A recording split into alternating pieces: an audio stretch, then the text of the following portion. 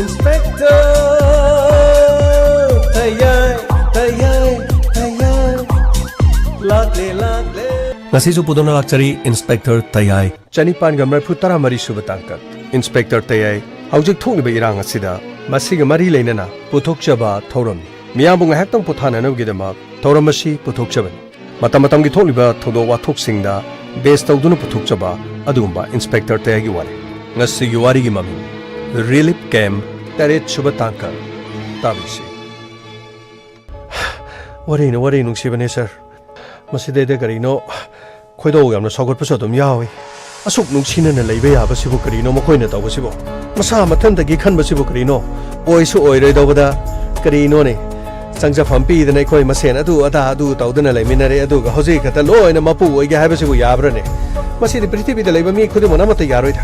adubu khoi punchina bagi mathau de adu maktai adu ga lana sida yawdo phurup singa soi khoi karino matung da sigu mase thok tana bagi da mai khoi chama na lemina ba chumdro sadu na trabade khoi yawde adu tawde da tawde haidana tumina som leithok labadi yaroi khoidau sagalida masigu mawari sidi tarubada mi bu mi no odba ishorna yaba honadid makoi na ningi bishor dubu kana na yaga dorige makoi gi so wa ba wari miyam lerongani adu horok pudi kana na horok no horok liba singa si ishorna puna maksing do aran mati chira pi bo oisunoda gamai yamna chumi makatarak kusidi chinnaw kana imai bel ado madongi thokhiba thodo wa thok tambi ge da kana wali sir ai wari mati amata sir oh lingsim biro yamba yamba gilam si asing bakari lam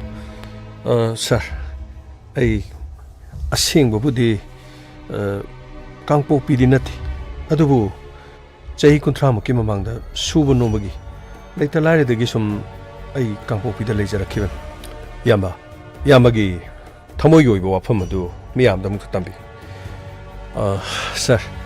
mayamna sunga saidagi wari silinari wari se khoigi kangpokpigi saitchiga atagi saitchiga khajik tang khene yamba madugi maramdi maroina pistreli ma chatpadagi chorchanpur da khanghaudana irang haurakhiba aduga madugi matungda mu more da haurakhiba masigi matungda mu kangpokpidan sir ai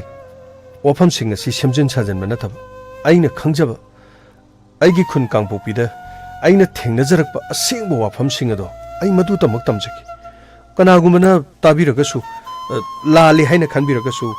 adongi oiba dum mot adum pipi karisu kaiba lekti adubu aigi punsida thengnarakpa asengba wafam maiteina masing yamjarakasu kuki singna namna taba mafam singi district singda joina tariba maitei singbu makhoina tanthoklaga makhoigi oina pulap oisinaba aronba agenda amagi makhada sangsilakpo oiramle yamba mayek seng yamana haibiu miyam punomuksu khanganbiu amana mangagnariba amana hainariba maikei amadagi thorokliba wafam singasi kayamuk yamna chumbono kayamuk yamna lanno haibado sengna mafam maduda thengnarakliba hakthengna yaroklaba yamana haibana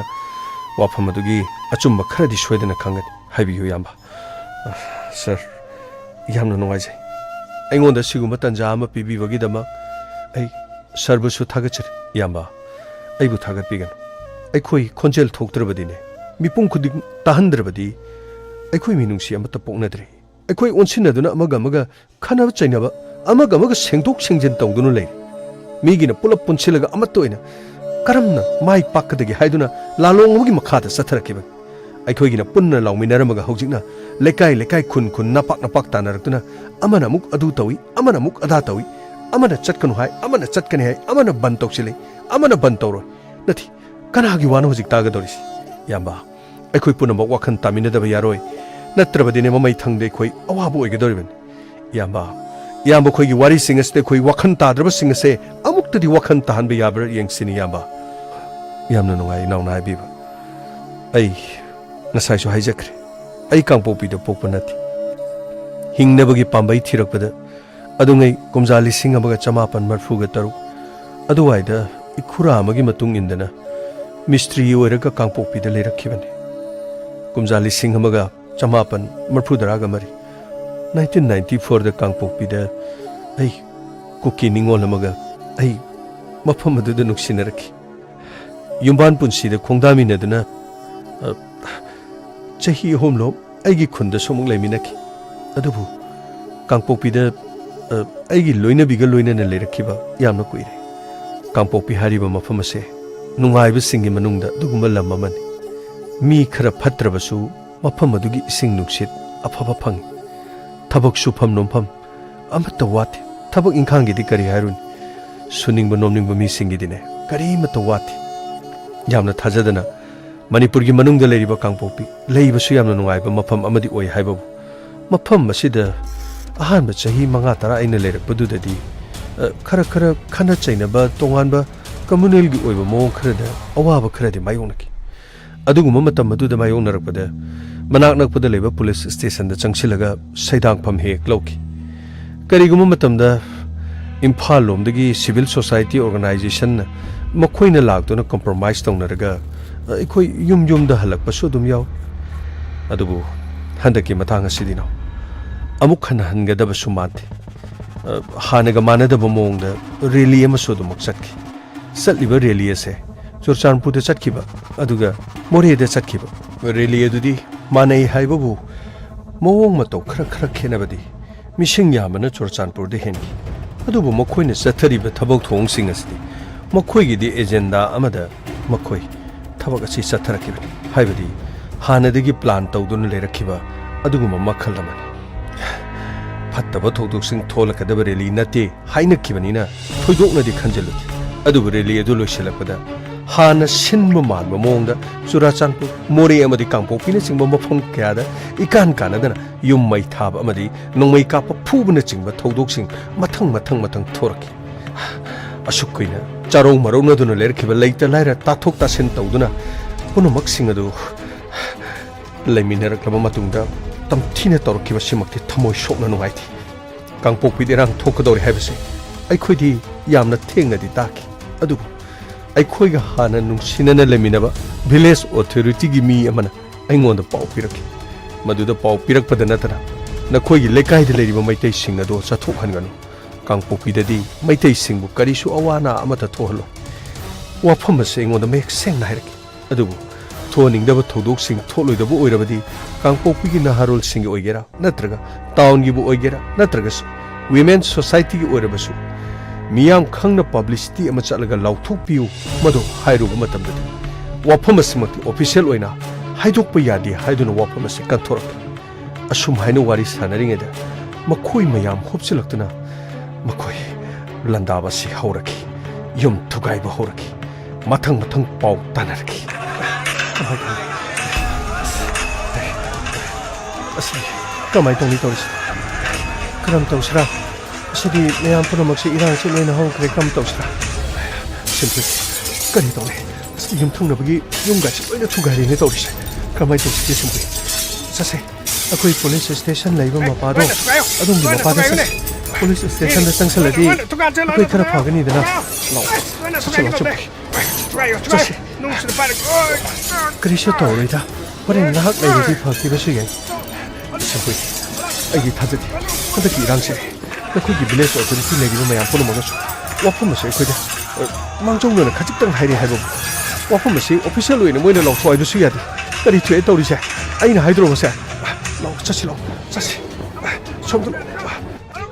아세 police station 미 매만 레이디 손나 장시 라오 손나 내거 좀 amuth hangisime asibo mani asidi maitai gi singak ta nel sida leiri se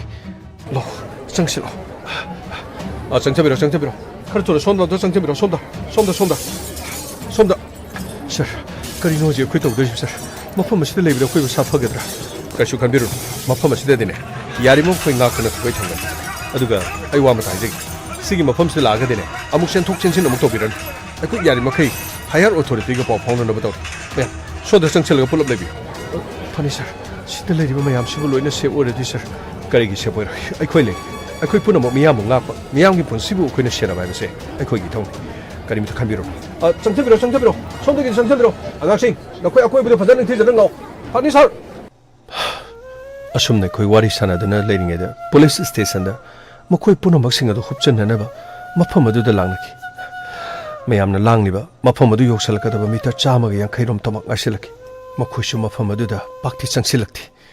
ꯑꯩꯈꯣꯏꯁꯨ ꯃꯐꯝ ꯑꯗꯨꯗꯒꯤ ꯃꯄꯥꯟ ꯊꯣꯛꯇꯅ police station ꯑꯗꯨꯒꯤ ꯃꯅꯨꯡꯗ ꯑꯩꯈꯣꯏ ꯄꯨꯝꯅꯃꯛ ꯂꯩꯈꯤ ꯑꯩꯈꯣꯏꯅ ꯂꯩꯔꯤꯕ ꯃꯐꯝ ꯑꯗꯨꯗꯒꯤ ꯃꯤꯇꯔ 100ꯒ ꯈꯔ ꯍꯦꯟꯕ ꯃꯐꯝꯗ ꯊꯨꯒꯥꯏꯕ ꯌꯩꯈꯥꯏꯕ ꯌꯨꯝꯁꯤꯡ ꯃꯩ ꯊꯥꯕ ꯃꯩꯇꯩꯒꯤ ꯃꯩ ꯇꯨꯝꯅ ꯃꯩ ꯊꯥꯕ ꯍꯧꯔꯛꯈꯤ ꯑꯩꯈꯣꯏꯒꯤ ꯌꯨꯝꯗꯒꯤ ꯆꯠꯂꯒ ꯄꯨꯂꯤꯁ ꯁ꯭ꯇꯦꯁꯟ ꯑꯗꯨꯗ ꯑꯍꯤꯡ ꯑꯃ ꯍꯥꯌꯔ ꯑꯣꯊꯣꯔꯤꯇꯤꯗꯒꯤ ꯑꯩꯈꯣꯏꯕꯨ ꯂꯧꯊꯣꯛꯄ ꯂꯥꯛꯅꯅꯕꯒꯤꯗꯃꯛ ꯄꯨꯂꯤꯁ ꯁ꯭ꯇꯦꯁꯟꯒꯤ ꯄꯨꯂꯤꯁꯀꯤ ꯑꯣꯁꯤ ꯑꯗꯨꯅ ꯌꯥꯝꯅ ꯋꯥꯅ ꯍꯣꯠꯅꯈꯤ ꯈ꯭ꯋꯥꯏꯗꯒꯤ ꯉꯛꯈꯤꯕꯗꯤ ꯑꯩꯈꯣꯏꯅ ꯁꯩꯗꯥꯡꯐꯝ ꯂꯧꯈꯤꯕ ꯄꯨꯂꯤꯁ ꯁ꯭ꯇꯦꯁꯟ ꯑꯗꯨꯒꯤ ꯄꯨꯂꯤꯁꯁꯤꯡ ꯑꯗꯨ ꯌꯥꯝꯅ ꯇꯨꯁꯣꯟꯅꯅ ꯃꯈꯣꯏ ꯁꯤꯔꯕꯁꯨ ꯁꯤꯟꯃꯤꯟꯅꯔꯁꯤ ꯍꯥꯏꯗꯨꯅ ꯃꯐꯝ ꯑꯗꯨꯗ ꯃꯩ ꯐꯥꯎꯕ ꯊꯥꯟꯗꯅ ꯑꯩꯈꯣꯏꯒ ꯂꯩꯃꯤꯟꯅꯔꯛꯈꯤ ꯑꯍꯤꯡ ꯇꯨꯝꯈꯤꯗꯦ ꯑꯩꯈꯣꯏꯁꯨ ꯇꯨꯝꯈꯤꯗꯦ ꯅꯣꯡꯉꯥꯜꯂꯝꯗꯥꯏ ꯄꯨꯡ 3 ꯇꯥꯔꯛꯄ ꯑꯗꯨꯋꯥꯏꯗ SPꯅ ꯄꯥꯎ ꯑꯃ ꯐꯥꯎꯔꯛꯄꯗꯒꯤ ꯃꯐꯝ ꯑꯗꯨꯗꯒꯤ ꯁꯥꯐꯒꯗꯕ ꯃꯐꯝ ꯑꯃꯗ ꯑꯃꯨꯛ ꯁꯩꯗꯥꯡꯐꯝ ꯂꯧꯅꯅꯕ ꯈꯟꯅꯈꯤ ꯋꯥꯐꯝ ꯑꯗꯨ ꯈꯟꯅꯔꯛꯄ ꯃꯇꯝꯗ ꯑꯩꯈꯣꯏꯒꯤ ꯑꯇꯦꯛ ꯑꯀꯥꯏ ꯌꯨꯝ ꯑꯗꯨꯗ ꯑꯃꯨꯛꯇꯪ ꯆꯪꯂꯨꯔꯒ ꯄꯨꯕ ꯌꯥꯕ ꯄꯣꯠꯂꯝ ꯀꯔꯤ ꯀꯔꯤꯅꯣ ꯈꯔ ꯌꯦꯡꯂꯨꯒꯦ ꯍꯥꯏꯅ ꯄꯨꯂꯤꯁ ꯑꯗꯨꯗ ꯍꯥꯏꯖꯈꯤ ꯑꯗꯨꯕꯨ ꯑꯩꯈꯣꯏ ꯃꯐꯝ ꯑꯗꯨꯗ ꯆꯠꯂꯨꯗ꯭ꯔꯦ ꯁꯔ ꯌꯥꯔꯒꯗꯤ ꯁꯔ ꯑꯩꯈꯣꯏ ꯃꯐꯝ ꯑꯁꯤ ꯊꯥꯗꯣꯛꯑꯒ ꯆꯠꯀꯗꯧꯔꯕꯅꯤꯅ ꯁꯔ ꯁꯤꯗꯒꯤ ꯌꯨꯝꯗ ꯄꯪꯂꯥꯞ ꯂꯥꯞꯄ ꯅꯠꯇꯦ ꯁꯔ ꯈꯖꯤꯛꯇꯪ ꯐꯠꯅ ꯌꯥꯡꯅ ꯆꯠꯂꯨꯔꯒ ꯄꯣꯠ ꯆꯩ ꯈꯔ ꯂꯧꯕ ꯌꯥꯕ ꯑꯗꯨꯒ ꯀꯥꯟꯅꯕ ꯄꯣꯠ ꯆꯩ ꯈꯔ ꯑꯔꯨꯕ ꯀꯔꯤ ꯀꯔꯤ ꯂꯩꯒꯦ ꯍꯥꯏꯕꯗꯨ ꯀꯔꯤꯃꯠꯇ ꯌꯦꯡꯕꯤꯔꯨꯔꯅꯨ ꯃꯗꯨꯅꯅꯦ ꯑꯗꯣꯝꯒꯤ ꯄꯨꯟꯁꯤ ꯃꯥꯡꯅꯅꯕꯅꯤ ꯑꯗꯣꯝꯒꯤ ꯂꯟ ꯊꯨꯝꯗꯤ ꯀꯣꯟꯅ ꯇꯥꯜꯂꯕꯁꯨ ꯌꯥꯏ ꯑꯗꯣꯝꯒꯤ ꯄꯨꯟꯁꯤꯗꯤꯅꯦ ꯑꯃꯨꯛ ꯍꯟꯅ ꯇꯥꯟꯕ ꯌꯥꯔꯣꯏ ꯑꯩꯈꯣꯏꯅ ꯍꯥꯏꯔꯤꯕꯁꯤ ꯊꯥꯖꯕꯤꯌꯨ ꯉꯁꯥꯏꯗꯒꯤ ꯑꯩꯈꯣꯏ ꯃꯐꯝꯁꯤꯗ ꯃꯩ ꯐꯥꯎꯕ ꯃꯨꯠꯊꯠꯂꯒ ꯅꯠꯇ꯭ꯔꯣ ꯑꯩꯈꯣꯏ ꯂꯩꯔꯤꯁꯦ ꯁꯤꯅꯥꯎꯁꯤꯗ ꯂꯩꯔꯤꯕ ꯃꯌꯥꯝ ꯄꯨꯝꯅꯃꯛꯁꯦ ꯑꯩꯈꯣꯏ ꯑꯃꯠꯇꯅ ꯇꯦꯛꯇ ꯀꯥꯏꯗꯕ ꯍꯥꯏꯕꯗꯣ ꯑꯩꯈꯣꯏ ꯄꯥꯝꯃꯤ ꯃꯐꯝꯁꯤꯗ ꯂꯩꯔꯤꯁꯦ ꯄꯨꯂꯤꯁꯁꯨ ꯌꯥꯝꯗꯦ ꯈꯨꯠꯁꯨ ꯈꯨꯠꯂꯥꯏꯁꯤꯁꯨ ꯌꯥꯝꯗꯦ ꯇꯉꯥꯏ ꯐꯗꯅ ꯍꯣꯔꯦꯟ ꯑꯣꯚꯔ ꯄꯥꯋꯔ ꯇꯧꯔꯒ ꯈꯨꯠꯂꯥꯏ ꯄꯤꯌꯨ ꯍꯥꯏꯕ ꯇꯥꯔꯗꯤ ꯎꯄꯥꯏ ꯂꯩꯇꯦ ꯑꯩꯈꯣꯏ ꯄꯤꯈꯤꯕ ꯇꯥꯕ ꯄꯤꯗ꯭ꯔꯒꯗꯤ ꯑꯩꯈꯣꯏ ꯄꯨꯝꯅꯃꯛ ꯁꯤꯒꯗꯧꯔꯤꯕ ꯇꯉꯥꯏ ꯐꯗꯅ ꯈꯨꯠꯂꯥꯏ ꯄꯤꯈ꯭ꯔꯕꯁꯨ ꯁꯤꯗ ꯂꯩꯔꯤꯕ ꯃꯤ ꯃꯌꯥꯝꯁꯤꯒꯤ ꯄꯨꯟꯁꯤꯒ ꯑꯣꯟꯅꯒꯦ ꯍꯥꯏꯗꯨꯅ ꯍꯥꯏꯒꯗꯧꯔꯤꯕꯅꯤ ꯑꯩꯈꯣꯏꯅ ꯍꯥꯏꯔꯤꯕꯁꯦ ꯊꯥꯖꯕꯤꯗꯕ ꯇꯧ SPꯒ ꯄꯥꯎ ꯐꯥꯎꯅꯔꯕꯅꯤ ꯍꯧꯖꯤꯛ ꯉꯥꯏꯍꯥꯛꯀꯤ ꯃꯇꯨꯡꯗ SPꯒꯤ ꯃꯅꯥꯛꯇ ꯆꯠꯅꯅꯕ ꯍꯣꯠꯅꯒꯗꯧꯔꯤꯕꯅꯤ SPꯒꯤ ꯃꯅꯥꯛꯇ ꯑꯩꯈꯣꯏ ꯂꯩꯍꯧꯔꯕꯗꯤ ꯁꯥꯐꯒꯅꯤ ꯑꯗꯨ ꯅꯠꯇꯕ ꯇꯥꯔꯕꯗꯤ ꯏꯝꯐꯥꯜ ꯂꯣꯝꯗ ꯊꯣꯛꯀꯦ ꯀꯥꯏꯅ ꯈꯜꯂꯕꯗꯤꯅꯦ ꯑꯩꯈꯣꯏ ꯁꯣꯏꯗꯅ ꯁꯤꯒꯗꯧꯔꯤꯕꯅꯤ ꯊꯥꯖꯕꯤꯗꯕ ꯇꯧ ꯑꯗꯣꯝꯒꯤ ꯄꯨꯟꯁꯤꯕꯨ ꯀꯟꯕ ꯍꯥꯏꯕꯁꯦ ꯑꯩ ꯃꯁꯤꯃꯗꯤ ꯑꯩ ꯁꯣꯏꯍꯟꯅꯤꯡꯗꯦ ꯑꯩꯅ ꯍꯥꯏꯕꯁꯤ ꯇꯥꯕꯤꯌꯨ ꯐꯅꯤ ꯁꯔ ꯑꯗꯨꯗꯤ ꯁꯔ ꯍꯧꯖꯤꯛꯁꯤꯕꯨ ꯑꯥꯗꯗꯤ ꯃꯤꯇꯔ 150-200ꯔꯣꯝꯒꯤ ꯁ꯭ꯋꯥꯏꯗꯗꯤ ꯂꯦꯞꯄꯁꯨ ꯑꯣꯏ ꯁꯔ ꯃꯣꯏ ꯃꯌꯥꯝꯁꯤꯕꯨ ꯄꯨꯂꯞ ꯊꯣꯝꯖꯤꯜꯂꯛꯂꯒ ꯑꯩꯈꯣꯏꯒꯤ ꯄꯨꯟꯁꯤꯕꯨ ꯑꯗꯨꯅꯤ ꯑꯩꯈꯣꯏꯅ ꯄꯥꯈꯠꯂꯤꯕꯁꯤ ꯃꯈꯣꯏ ꯆꯪꯂꯛꯀꯦ ꯍꯥꯏꯔꯕꯗꯤ ꯉꯁꯥꯏꯅ ꯆꯪꯂꯛꯄ ꯌꯥꯔꯦ ꯃꯈꯣꯏꯒꯤꯁꯦ ꯃꯤ ꯋꯥꯠꯄ ꯑꯃ ꯅꯠꯇ꯭ꯔꯒ ꯃꯥꯏꯀꯩ ꯈꯨꯗꯤꯡꯃꯛꯁꯤꯡ ꯑꯁꯤ ꯌꯦꯡꯉꯨ ꯄꯨꯡꯉꯥꯟ ꯉꯥꯟꯈ꯭ꯔꯦ ꯌꯥꯎꯁꯪꯒꯤ ꯃꯩꯔꯤꯒꯨꯝꯅ ꯄꯨꯡꯉꯥꯡ ꯉꯥꯡꯅ ꯆꯥꯛꯂꯤꯕꯁꯤꯡ ꯑꯁꯤ ꯃꯈꯣꯏ ꯃꯩ ꯊꯥꯕ ꯆꯠꯈꯤꯕꯗꯨ ꯍꯜꯂꯛꯄ ꯉꯥꯏꯔꯤꯕ꯭ꯔꯥ ꯍꯧꯖꯤꯛ ꯄꯨꯡ 3:15 ꯆꯠꯂꯤ ꯉꯥꯏꯍꯥꯛ ꯂꯩꯔꯕꯗꯤ ꯅꯣꯡꯉꯥꯜꯂꯅꯤ ꯉꯥꯟꯐꯨꯡ ꯇꯧꯔꯛꯄꯁꯤꯗ ꯑꯩꯈꯣꯏ ꯑꯍꯦꯟꯕ ꯐꯣꯔꯁꯁꯤꯡꯒ ꯂꯣꯏꯅꯅ SPꯒꯤ ꯀ꯭ꯋꯥꯇꯔꯗ ꯑꯩꯈꯣꯏ ꯄꯨꯝꯅꯃꯛ ꯊꯣꯝꯖꯤꯟꯗꯨꯅ ꯂꯩꯍꯧꯔꯕꯗꯤꯅꯦ ꯃꯤꯌꯥꯝ ꯄꯨꯝꯅꯃꯛ ꯁꯥꯐꯒꯗꯧꯔꯤꯕꯅꯤ ꯍꯥꯏꯕꯁꯦ ꯃꯌꯥꯝ ꯀꯥꯎꯕꯤꯒꯅꯨ ꯃꯔꯛ ꯑꯁꯤꯗ ꯀꯅꯥꯃꯠꯇ ꯃꯐꯝꯁꯦ ꯆꯣꯏꯊꯣꯛꯇꯨꯅ ꯑꯗꯣꯝꯒꯤ ꯌꯨꯝꯗ ꯆꯠꯂꯒ ꯄꯣꯠ ꯆꯩ ꯂꯧꯒꯦ ꯍꯥꯏꯔꯨꯔꯕ ꯑꯗꯨ ꯑꯣꯏꯕ ꯇꯥꯔꯕꯗꯤ ꯏꯁꯥꯅ ꯗꯥꯏꯇ ꯂꯧꯕꯤꯌꯨ ꯑꯩꯒꯤ ꯑꯣꯏꯅꯗꯤ ꯃꯐꯝ ꯑꯁꯤꯗ ꯀꯅꯥꯝꯇ ꯆꯠꯄꯤꯒꯅꯨ ꯍꯥꯏꯕ ꯋꯥꯐꯝꯁꯦ ꯑꯩ ꯅꯣꯜꯂꯨꯛꯆꯔꯤ ꯑꯁꯨꯝꯅ ꯄꯨꯂꯤꯁꯀꯤ ꯑꯣꯐꯤꯁꯔ ꯑꯣꯏꯔꯤꯕ OC ꯑꯗꯨꯅ ꯃꯤꯌꯥꯝ ꯄꯨꯝꯅꯃꯛꯇ ꯃꯍꯥꯛꯀꯤ ꯌꯥꯊꯪ ꯑꯃꯈꯛ ꯇꯧꯈꯤ ꯑꯩꯈꯣই ꯃꯐꯝ ꯑꯗꯨꯗ ꯌꯥꯝꯅ ꯀꯤꯅ ꯂꯩꯈꯤ ꯉꯥꯏꯔꯕꯁꯨ ꯉꯥꯏꯅ SPꯒꯤ ꯑꯍꯦꯟꯕ ꯐꯣꯔꯁ ꯃꯐꯝ ꯑꯗꯨꯗ ꯊꯣꯝꯖꯤꯜꯂꯛꯈꯤ ꯂꯣꯏꯅꯅ SPꯒꯤ ꯀ꯭ꯋꯥꯇꯔ ꯑꯗꯨꯗ ꯑꯩꯈꯣꯏ ꯃꯤꯌꯥꯝ ꯄꯨꯝꯅꯃꯛꯁꯤꯡ ꯑꯗꯣ ꯂꯣꯏꯅꯃꯛ ꯃꯐꯝ ꯑꯗꯨꯗ ꯊꯨꯡꯈꯤ ꯏꯔꯥꯡꯗꯤ ꯅꯦꯝꯊꯕ ꯀꯧꯕꯒꯤ ꯋꯥ ꯀꯔꯤꯃꯠꯇ ꯂꯩꯇꯦ ꯑꯁꯨꯝ ꯅꯣꯡꯉꯥꯜꯂꯕ ꯐꯥꯎꯕꯗ ꯃꯩ ꯊꯥꯕ ꯊꯨꯒꯥꯏꯕ ꯀꯔꯤꯒꯨꯝꯕ ꯑꯃꯠꯇ ꯂꯦꯞꯂꯝꯗꯦ ꯃꯗꯨꯅ ꯃꯐꯝ ꯑꯗꯨꯗ ꯀꯨꯏꯅ ꯄꯟꯊꯔꯝꯗꯅ ꯑꯁꯥꯝ ꯔꯥꯏꯐꯜꯁꯀꯤ ꯀꯦꯝꯗ ꯑꯃꯨꯛ ꯍꯟꯅ ꯑꯩꯈꯣꯏꯕꯨ ꯃꯐꯝ ꯑꯗꯨꯗ ꯄꯨꯈꯤ ꯅꯨꯃꯤꯠ ꯑꯗꯨꯒꯤ ꯅꯣꯡꯉꯥꯜꯂꯒ ꯄꯨꯡ 2-3 ꯑꯗꯨꯋꯥꯏꯗ ꯀꯨꯀꯤꯁꯤꯡꯅ ꯄꯕ꯭ꯂꯤꯁꯤꯇꯤ ꯆꯠꯇꯨꯅ ꯃꯈꯣꯏꯒꯤ ꯂꯣꯟꯗ ꯃꯣꯠꯕꯨꯡ ꯒꯥꯡꯄꯤꯐꯥꯏꯗ ꯃꯩꯇꯩꯁꯤꯡꯅ ꯃꯈꯣꯏꯒꯤ ꯃꯤ 3 ꯍꯥꯠꯂꯦ ꯍꯥꯏꯗꯨꯅ ꯑꯔꯥꯟꯕ ꯋꯥꯐꯝ ꯐꯣꯡꯗꯣꯛꯇꯨꯅ ꯃꯈꯣꯏꯒꯤ ꯃꯤꯌꯥꯝ ꯄꯨꯝꯅꯃꯛꯁꯤꯡ ꯑꯗꯣ ꯀꯧꯊꯣꯛꯈꯤ ꯇꯁꯦꯡꯅꯃꯛ ꯍꯟꯗꯛꯀꯤ ꯏꯔꯥꯡ ꯑꯁꯦ ꯇꯣꯛꯉꯥꯗꯒꯤꯁꯨ ꯌꯥꯝꯅ ꯍꯦꯟꯖꯤꯟꯈꯤꯕꯅꯤ ꯀꯔꯤꯁꯨ ꯇꯧꯗꯕ ꯖꯒꯥꯗ ꯑꯗꯨ ꯇꯧꯔꯦ ꯑꯗꯥ ꯇꯧꯔꯦ ꯃꯉꯛ ꯀꯛꯊꯠꯂꯦ ꯃꯃꯤꯠ ꯀꯣꯠꯂꯦ ꯀꯥ ꯍꯦꯟꯅ ꯅꯥꯀꯟ ꯑꯅꯤꯃꯛꯀꯤ ꯍꯥꯏꯖꯤꯟꯅꯈꯤꯕꯁꯤꯅ ꯀꯥꯡꯂꯨꯞ ꯑꯃꯒ ꯑꯃꯒꯤ ꯃꯔꯛꯇ ꯑꯁꯦꯡꯕ ꯈꯪꯅꯗ꯭ꯔꯤꯉꯩꯗ ꯍꯦꯟꯅ ꯁꯥꯎꯅꯕꯒꯤ ꯃꯔꯝ ꯑꯃ ꯑꯣꯏꯈꯤꯕ꯭ꯔꯥ ꯍꯥꯏꯕꯁꯤꯅꯤ ꯏꯟꯇꯔꯅꯦꯠꯇ ꯑꯔꯥꯟꯕ ꯄꯥꯎ ꯁꯟꯗꯣꯛꯇꯨꯅ ꯃꯤꯌꯥꯝ ꯄꯨꯝꯅꯃꯛꯄꯨ ꯆꯃꯝꯅꯕ ꯀꯌꯥ ꯐꯥꯎꯍꯟꯈꯤ ꯑꯗꯨꯕꯨ तसेंगना इंटरनेट की mateंगना असेंगबदु करिनो अरानबदु करिनो हाइना नाकन अनिमक्ता लेरिबा मिसिंग असिना खंगनरमलबदि मदुगी खुदोंचाबदु लौनरमलबदि हेना कानबदु पिरंबा याबनि अदुबु ख्वाइदिगी कानबा असेंगबा पाउ लौगदबदुना मियाम पुनमना अरानबा कया मथंग मथंग संदोरकी मदुना मियाम सिंग अदुबु कौथोलगा ꯑꯩꯈꯣꯏꯕꯨ ꯆꯪꯖꯐꯝ ꯂꯧꯔꯤꯕ ꯑꯁꯥꯝ ꯔꯥꯏꯐꯜꯁꯀꯤ ꯄꯣꯁꯇ ꯇꯥꯔꯒꯦꯠ ꯇꯧꯅꯅꯕꯒꯤꯗꯃꯛ ꯃꯈꯣꯏꯅ ꯍꯣꯠꯅꯈꯤ ꯋꯥꯐꯝ ꯑꯁꯤ ꯄꯨꯂꯤꯁꯅꯁꯨ ꯈꯪꯈꯤ ꯑꯁꯥꯝ ꯔꯥꯏꯐꯜꯁꯅꯁꯨ ꯈꯪꯈꯤ ꯃꯇꯥꯡ ꯑꯁꯤꯗ ꯑꯩꯈꯣꯏꯅ ꯑꯩꯈꯣꯏꯕु ꯏꯝꯐꯥꯜ ꯂꯣꯝꯗ ꯄꯨꯕꯤꯌꯨ ꯆꯥꯎꯔꯥꯛꯅ ꯅꯨꯡꯊꯤꯜꯒꯤ ꯄꯨꯡ 4:30 5 ꯇꯥꯔꯛꯄ ꯑꯗꯨꯋꯥꯏꯗ ꯑꯩꯈꯣꯏꯕꯨ ꯑꯋꯥꯡꯂꯣꯝꯗ ꯂꯩꯕ ꯂꯥꯏꯔꯧꯔꯣꯝꯗ ꯑꯣꯏꯅ ꯄꯨꯈꯤ ꯃꯐꯝ ꯑꯗꯨꯗ ꯆꯠꯅꯅꯕ ꯑꯩꯈꯣꯏꯅ ꯇꯣꯡꯕ ꯒꯥꯔꯤ ꯁ꯭ꯇꯥꯔꯠ ꯇꯧꯔꯛꯄ ꯃꯇꯝꯗ ꯌꯥꯝꯂꯕ ꯀꯨꯀꯤꯁꯤꯡ ꯑꯦꯁꯄꯤꯒꯤ ꯀ꯭ꯋꯥꯇꯔ ꯇꯝꯅ ꯌꯧꯁꯤꯜꯂꯛꯈꯤ ꯑꯗꯨꯝ ꯑꯣꯏꯅꯃꯛ ꯃꯈꯣꯏꯅ ꯌꯧꯁꯤꯜꯂꯛꯇ꯭ꯔꯤꯉꯩꯒꯤ ꯃꯃꯥꯡ ꯃꯤꯅꯤꯠ 10 ꯔꯣꯝ ꯉꯟꯈꯠꯅ ꯃꯐꯝ ꯑꯗꯨꯗꯒꯤ ꯒꯥꯔꯤ ꯊꯧꯗꯣꯛꯍꯧꯕꯗꯒꯤ ꯈꯨꯗꯣꯡꯊꯤꯕꯗꯤ ꯑꯃꯠꯇ ꯊꯣꯛꯍꯧꯗ꯭ꯔꯦ ꯃꯗꯨꯅ ꯑꯂꯝꯗ꯭ꯔꯕꯗꯤ ꯑꯩꯈꯣꯏ ꯉꯁꯤ ꯀꯔꯤ ꯑꯣꯏꯔꯝꯒꯅꯤ ꯍꯥꯏꯕ ꯑꯩꯈꯣꯏ ꯅꯤꯡꯁꯤꯡꯂꯨꯕꯗ ꯑꯀꯤꯕꯅꯤ ꯑꯗꯨꯕꯨ ꯂꯥꯏꯔꯧ ꯌꯧꯗ꯭ꯔꯤꯉꯩꯒꯤ ꯃꯔꯛꯇ ꯀꯥꯡꯄꯣꯛꯄꯤꯒꯤ ꯑꯦꯁꯄꯤ ꯀ꯭ꯋꯥꯇꯔ ꯃꯩ ꯊꯥꯈꯤ ꯑꯃꯁꯨꯡ ꯀꯥꯡꯄꯣꯛꯄꯤꯒꯤ ꯄꯨꯂꯤꯁꯇꯒꯤ ꯃꯁꯤꯡ ꯌꯥꯝꯂꯕ ꯅꯣꯡꯃꯩ ꯀꯌꯥꯃꯔꯨꯝ ꯂꯧꯈꯤ ꯍꯥꯏꯕꯁꯦ ꯄꯥꯎ ꯇꯥꯅꯈꯤ ꯃꯁꯤꯗꯁꯨ ꯅꯠꯇꯅ ꯑꯩꯈꯣꯏꯒꯤ ꯄꯨꯂꯤꯁꯀꯤ ꯑꯣꯁꯤꯅ ꯂꯥꯏꯔꯧ ꯌꯧꯅꯅꯕ ꯇꯦꯛꯇ ꯀꯥꯏꯗꯅ ꯑꯩꯈꯣꯏꯕꯨ ꯄꯨꯕꯤꯔꯛꯈꯤ ꯁꯔ ꯃꯁꯤꯃꯛꯇꯤ ꯄꯨꯂꯤꯁꯀꯤ ꯌꯥꯝꯅ ꯆꯥꯎꯔꯕ ꯊꯧꯗꯥꯡ ꯑꯃꯅꯤ ꯑꯗꯨꯝ ꯑꯣꯏꯅꯃꯛ ꯑꯣꯁꯤꯅ ꯑꯩꯈꯣꯏꯗ ꯍꯥꯏꯈꯤꯕꯗ ꯉꯁꯤ ꯈꯨꯗꯣꯡꯊꯤꯕ ꯇꯥꯔꯒꯗꯕ ꯅꯈꯣꯏꯒꯤ ꯄꯨꯟꯁꯤꯗꯤ ꯑꯩꯅ ꯀꯜꯂꯦ ꯑꯗꯨꯕꯨ ꯑꯩꯒꯤ ꯄꯨꯟꯁꯤꯗꯤ ꯀꯔꯤ ꯑꯣꯏꯒꯗꯕꯅꯣ ꯍꯥꯏꯕ ꯑꯩ ꯈꯪꯗꯦ ꯑꯁꯨꯝꯅ ꯃꯍꯥꯛꯅ ꯌꯥꯝꯅ ꯊꯃꯣꯏ ꯁꯣꯛꯅ ꯐꯣꯡꯗꯣꯛꯈꯤ ꯏꯌꯥꯝꯕꯒꯤ ꯋꯥꯐꯝꯗꯨ ꯃꯌꯦꯛ ꯁꯦꯡꯅ ꯃꯈꯥ ꯇꯥꯅ ꯑꯃꯨꯛꯀ ꯍꯥꯏꯕꯤꯌꯨ ꯏꯅꯥꯎ ꯃꯁꯤꯅꯤ ꯑꯩꯈꯣꯏ ꯑꯗꯨꯛꯀꯤ ꯃꯇꯤꯛ ꯑꯣꯁꯤꯅ ꯍꯥꯏꯕ ꯋꯥꯐꯝ ꯑꯗꯨ ꯊꯃꯣꯏꯗꯤ ꯑꯄꯦꯟꯕ ꯑꯣꯏꯈꯤꯗꯦ ꯃꯇꯝ ꯑꯗꯨꯗ ꯑꯩꯈꯣꯏꯒꯤ ꯃꯥꯏꯀꯩꯗꯒꯤꯁꯨ ꯁꯔꯒꯤ ꯃꯇꯦꯡ ꯑꯉꯝꯕ ꯄꯥꯡꯒꯅꯤ ꯍꯥꯏꯅ ꯋꯥꯔꯤ ꯇꯧꯅꯔꯕ ꯃꯇꯨꯡꯗ ꯑꯩꯈꯣꯏ ꯂꯥꯏꯔꯧꯗ ꯑꯍꯤꯡ ꯑꯃ ꯂꯦꯛꯂꯒ ꯗꯤꯃꯥꯄꯨꯔ ꯇꯥꯅ ꯆꯠꯂꯒ ꯁꯔꯗꯤ ꯏꯝꯐꯥꯜꯗ ꯌꯧꯔꯛꯈꯤ ꯍꯥꯏ ꯍꯟꯗꯛꯀꯤ ꯊꯧꯗꯣꯛ ꯑꯁꯤꯒꯤ ꯆꯩꯅꯥꯗꯤ ꯃꯩꯇꯩ ꯃꯤꯆꯝ ꯑꯩꯈꯣꯏ ꯈꯛꯇ ꯅꯠꯇꯅ ꯁꯦꯀ꯭ꯌꯨꯔꯤꯇꯤ ꯄꯔꯁꯅꯦꯜꯁꯤꯡꯗꯁꯨ ꯐꯪꯈꯤ ꯂꯥꯏꯔꯧꯗ ꯅꯨꯃꯤꯠ 2-3 ꯂꯩꯔꯕ ꯃꯇꯨꯡꯗ ꯃꯐꯝ ꯑꯗꯨꯗꯒꯤ ꯑꯁꯥꯝ ꯔꯥꯏꯐꯜꯁꯅ ꯑꯩꯈꯣꯏꯕꯨ ꯔꯤꯂꯤꯐ ꯀꯦꯝꯞ ꯌꯧꯅꯅꯕ ꯃꯈꯣꯏꯅ ꯊꯤꯟꯕꯤꯔꯛꯈꯤꯕꯅꯤ ꯑꯗꯨꯕꯨ ꯍꯧꯖꯤꯛ ꯐꯥꯎꯕꯗꯤ ꯃꯤꯌꯥꯝꯅ ꯇꯦꯡꯕꯥꯡꯕꯤꯔꯛꯇꯨꯅ ꯄꯦꯟꯊꯣꯛꯅ ꯑꯩꯈꯣꯏ ꯂꯩꯕꯗꯤ ꯉꯝꯃꯤ ꯑꯗꯨꯕꯨ ꯈ꯭ꯋꯥꯏꯗꯒꯤ ꯄꯦꯟꯗ꯭ꯔꯤꯕꯁꯤꯡꯗꯤ ꯀꯨꯀꯤꯁꯤꯡꯅ ꯍꯥꯟꯅ ꯊꯨꯒꯥꯏ ꯌꯩꯈꯥꯏꯈꯤꯕ ꯑꯃꯁꯨꯡ ꯃꯩ ꯊꯥꯕꯅꯆꯤꯡꯕ ꯇꯧꯕꯤꯈ꯭ꯔꯕ ꯃꯗꯨꯒꯤ ꯃꯇꯨꯡꯗ ꯂꯦꯝꯍꯧꯔꯤꯕ ꯑꯗꯨ ꯈꯔꯗꯨꯁꯨ ꯑꯃꯨꯛ ꯍꯟꯅ ꯃꯩ ꯊꯥꯗꯣꯛ ꯑꯗꯨꯒ ꯈꯔ ꯑꯃꯅ ꯁꯣ ꯂꯦꯟꯁꯤꯟꯗꯨꯅ ꯊꯝꯕꯒꯤ ꯊꯕꯛ ꯆꯠꯊꯔꯛꯄꯅ ꯑꯩꯈꯣꯏꯒꯤ ꯌꯨꯝꯁꯤꯡꯗ ꯂꯩꯔꯤꯕ ꯑꯗꯨꯒ ꯑꯩꯈꯣꯏꯒꯤ ꯌꯨꯝꯁꯤꯡ ꯂꯩꯔꯤꯕ ꯂꯝꯁꯤꯡ ꯑꯗꯨ ꯐꯥꯎꯕꯗ ꯃꯈꯣꯏꯒꯤ ꯃꯤꯡꯗ ꯑꯣꯟꯊꯣꯛꯇꯨꯅ ꯊꯕꯛ ꯑꯁꯤ ꯆꯠꯊꯕ ꯍꯧꯔꯦ ꯍꯥꯏꯅ ꯇꯥꯏ ꯀꯗꯥꯏ ꯐꯥꯎꯕ ꯆꯨꯝꯕꯅꯣ ꯍꯥꯏꯕꯗꯤ ꯃꯗꯨ ꯑꯩꯈꯣꯏꯁꯨ ꯑꯁꯦꯡꯕ ꯈꯔꯗꯤ ꯈꯪꯂꯤ खर चाव लमदना मखोई मी यामना थंबा याननब युमसिंग फावबदा मखोई साबा होखरे कांगपोकपीदा लेरिबा मैतै सिंगी युमसिंगदी लेकाय ओइना पुलप ताबसु नथि वार्ड अमदगी 19 फावगी मनुंगदा चोइना युम 50 मुक्तंग ताबनी असुमना चोइना ताबगी खुदोंग चाबा मखोइना लौखिबन अखोइना कांगपोकपीदा लेरिक्लिबसे इसागी लमगी पता लोइना पाइनि अदुबु ख्वाइदगी ngaklibadi handaki thogdok asina thoktringegi mamangda अखोइना पाइरंब पतासिंग अयाम मखोइना लोइना खोंगतकी युम कई खर खक्तमक मई थादुना महन तहनबत नतना लम फावबद मखोइना ओइनब हाना लोक्सिनब होख्रबन मसे अखोइदि करिगिनो हाइब खलुथि अदुबु मखोइना अखोइगी लम सिंगी पता फावब मखोइना पाइसिलिबसिनथि थबक असे हानदगी प्लान तौबनी प्री प्लान हैबसे मसीना ख्वाइदगी चावब खुदम अमा ओइरोइद्रन करिगिदमक्ता लमसिंग अदुगी पता मखोइना खोमजलिबनो मई थादोकपद पता दु चाख्रबदी मखोइगिसु हयेंग अवाबु ओइगनि खंदुना असेंग पता सिंग अदुबु अखोइगी खुत्तगी मखोइना खोंगलिबन मसीना ताकपदी प्लान असे हाना मांगजौनना सिनबनी मैतै सिंगना मखोइगी वारगी गेट मई थाबगी नत्ते हाइबसे अचौब खुदम हाइबबु मसी नत्रनेनो याम्बा हाइबियु मखा हाइबियु याम्बा हौजिकसु करिगुम्बा इरांग असे लोइसिल्ले हाइदुना अखोइना अमुक हन्ना चंगलुरबसु अखोइगी लेफमदि सुंगलै लेररोय हौजिक थोकलिबि इरांग असि मनुंग चना अतोप मफमदगी चलखिबा कुकी सिंगनो अखोइना लेरंबा मफम सिंगदा मखोइना परमानेंट सेटलमेंट तानबा कन्न होनरि हाइ अखोइगा खंगना चानबा सिंगनने पाउ पिरे मखोइगी मरक्तसु पाउ फाउनबा याबा मरुप मपांगी हौजिकसु लेरि लाइबक थीबा अमना अखोई मैतैदि relief camp लेरबसु लेंगाकना करिगुम्बा अमत्त सिनबीबा थोइना उद्रि अखोइना खंगदबगी ओइरमबदि अदुबो अखोइना पुनिंग चिंसिनिंगबा वाफमदि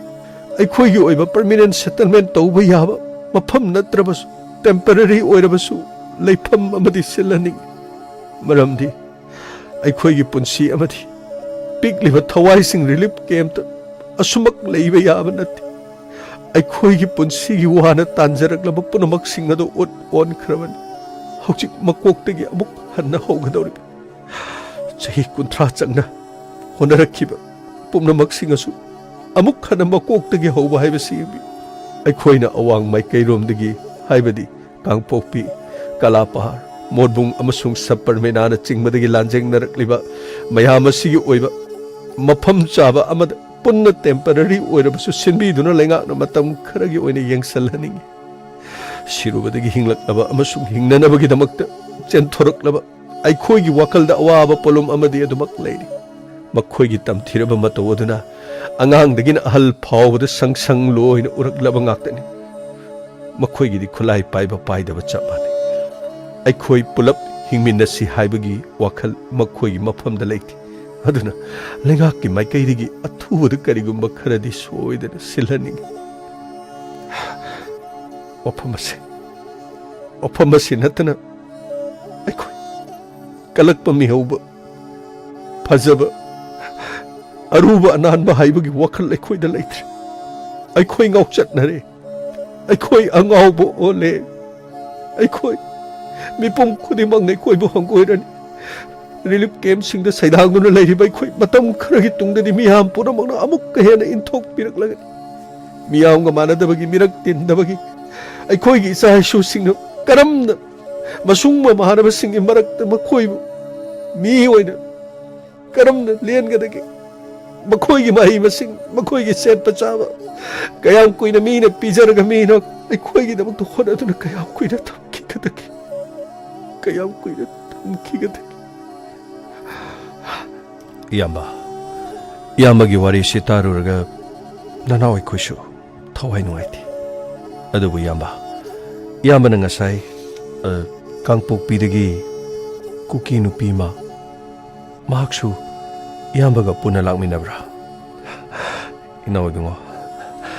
inaw na hanglibo hangasigi pako karam na pirasi Kinupi kukini mahak simpui kawi yamna nungsi